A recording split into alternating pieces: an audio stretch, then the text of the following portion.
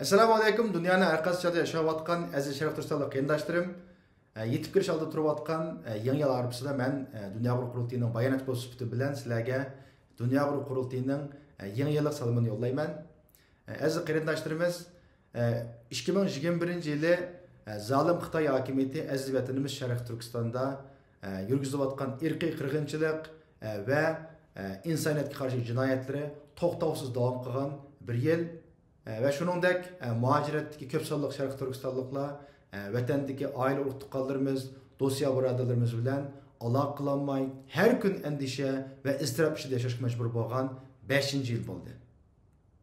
Shuning bilan bir vaqtda 2021-yil yana Sharq Turkiston da'vosi xalqaroda texmo keng tonilgan va qo'llashga erishgan Uyg'ur qirg'inchiligini dunyodagi yana ko'p davlatlar e'tirof qilgan, shuningdek Amerika ve onun G'arbdagi demokratik ittifoqdosh davlatlari shu Xitoyga bo'lgan besimni aslab kuchaygan bir yil bo'ldi. Dunyo qurultiyi boshliq barliq tashkilotlar, faoliyatchilar, komshoidlari, xalqaro mutaxassislarning bu Sharq Turkistonda yuz berayotgan Uyg'ur irqiy qirg'inchiligini dunyoga anglatish va davlatlarninki Xitoyga qarshi tadbir ilishiga turtki bo'lish xususida etib turli faoliyatlarmi 2021-yili favqulodda kuchaydi va cho'ng yutuqlarga erishdi. Bu yil zo'r xalqaro ta'sir qo'zg'agan Uyg'ur milliy qirg'inchiligiga oid ko'rgazma faoliyatlari, Uyg'ur milliy qirg'inchiligini to'xtatish chaqiriq qilingan dunyo xarakterli cho'ng namoyishlar, xalqaro muhokama yig'inlari, diplomatik va yuqori darajadagi uchrashuvlar, xalqaro televiziya ve radyo münazirleri ve şunun o'xshash her türlü teşviqot faoliyatları dunyoviy ta'sir qo'zg'agan Uyg'ur xalq soti qatorliq amaliy ish faoliyatlari bilan xalqimizga yuz kelarligidek darajada xizmat qilayotgan Dunyo qurultiyi Amerika boshchiligidagi 7 g'arb davlatining Uyg'ur qirg'inchiligini rasmiy e'tirof qilishiga 11 davlatninki Xitoy qishloq olimpikini boykot qilish qarorini chiqarishiga ve bir qism davlatlarninki Uyg'ur majburiy emgak masalasida qonun yoki boykot qilish qarorini chiqarishiga o'xshash Sharq Turkiston va Uyg'ur masalasi uchun dunyo xarakterli favqulodda siyosiy natijalarni qo'lga keltirishda o'zining zo'r assi bo'lganligini faxrlanib tilga oladi. 2021-yil yana Dunyo qurultiyi texnik ilgili alda ommaviylashish, demokratiyalashish, muntazamlashish, zamonaviylashish, kasblashish va shundaqla yaxshilashish qatorliq taraflarda strategik ustuqlarga erishgan bir yil bo'ldi. 2021-yilda 7-navbatlik Dunyo qurultiyi Pragda zo'r ustuq bilan natijalangan bir yil bo'ldi. Bu yil dunyo jamoatchiligi Uyg'ur xalqining garchi muajiratda ko'p davlatlar chizib kelgan bo'lsa-mu, lekin yana ittifoqlashib demokratiya orqali saylov olib boradigan, parlament tashkillaydigan va davlat shakllantiradigan g'oyamiz va madorimiz borligini amaliy misollar bilan namoyon qilgan bir yil bo'ldi. 2021-yil yana Dunyo qurultiyi tashkillagan Uyg'ur xalq soti Xitoy hokimiyatining Uyg'urlarga qaratgan siyosiy, ijtimoiy, iqtisodiy va madaniyat sohasidagi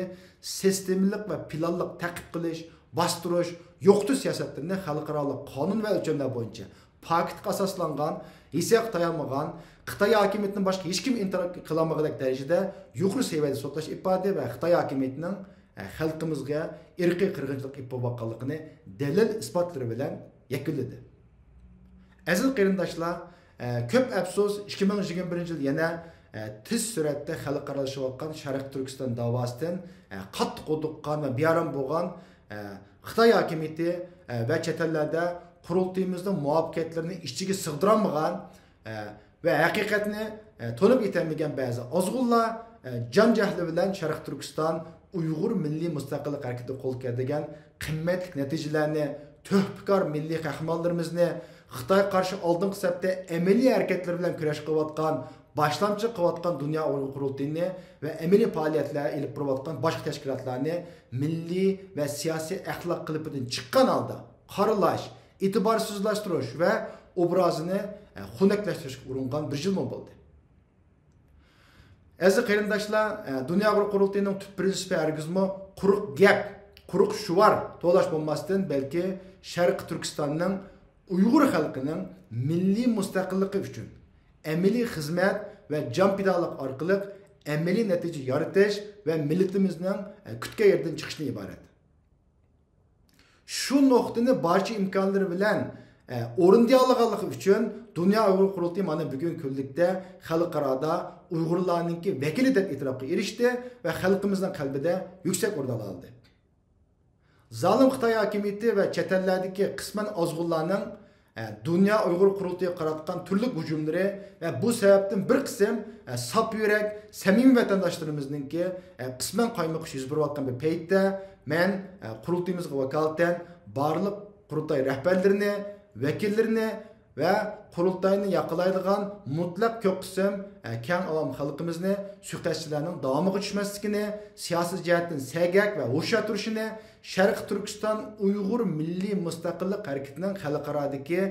vakillik organi hisoblangan Dünya Uyg'ur Qurultayini himoya qilishga chaqiraman. Aziz qarindoshlarim, zalim Xitoy hokimiyatiga qarshi milliy kurashimiz hal qilg'us boshqa qadam qo'ymoqda. Aziz vatanimiz Sharq Turkistonda neslimiz quritilayotgan, tilimiz ve madaniyatimiz yo'q qilinayotgan millat sifatida mavjud bo'lib turishimiz hayot mamat nuqtasiga kelib qolgan bir payt turyapmiz. Vatan ichidagi xalqimizning bizdan kutgan umidi zo'r. Oldimizdagi yil Dünya Uyg'ur Qurultayıning zimmasiga tushgan vazifa texim ig'ir ve texim sharafli. Moshundaq bir jiddiy hayot mamat ko'rishida aziz xalqimizning bütün kuchini zalim Xitoy hokimiyatiga qarshi amaliy ish harakatlarga qaratishga, birlik ve hamkorlik ichida Xitoyning irqiy qirg'inchiligini to'xtatishga qatnashishga, bu yo'lda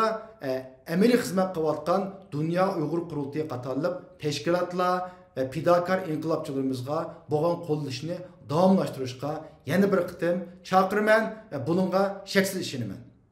Yeni bir yılda hammamizning tiniga salomatlik, ailesiga xotirjamlik, ishlariga utuq ve milletimizga hurlik yor bo'lg'ay.